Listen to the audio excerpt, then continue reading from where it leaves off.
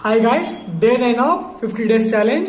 మనం ముందుగా previous videos లో ప్రొడక్ట్ బేస్డ్ కంపెనీస్ కి, సర్వీస్ బేస్డ్ కంపెనీస్ కి మనం డిఫరెన్స్ తెలుసుకున్నాం. ప్రొడక్ట్ బేస్డ్ కంపెనీస్ అంటే గూగుల్, మైక్రోసాఫ్ట్, అమెజాన్, నెట్ఫ్లిక్స్ లాంటివి.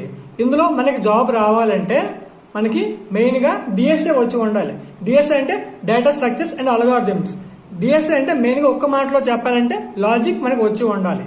లాజిక్ మనము ఏ లాంగ్వేజ్ లోనే రాసుకోవచ్చు, అది కూడా ఊప్స్ కాన్సెప్ట్ ని సపోర్ట్ చేసి ఉండాలి. సపోజ్ సి లాంగ్వేజ్ అనేది ఊప్స్ కాన్సెప్ట్ కి సపోర్ట్ చేయదు, C++ సపోర్ట్ చేస్తుంది, పైథాన్ కూడా సపోర్ట్ చేస్తుంది, అలాగే జావా కూడా సపోర్ట్ చేస్తుంది.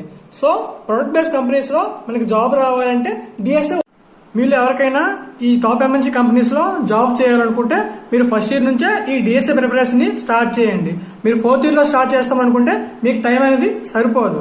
సో మై సజెషన్ ఈజ్ మీరు ఫస్ట్ ఇయర్ నుంచే స్టార్ట్ చేసినట్లయితే మీరు ఫోర్త్ ఇయర్కి వచ్చేటప్పటికి ఈ ప్రొడక్ట్ బేస్డ్ కంపెనీస్ లో మీరు ఈజీగా జాబ్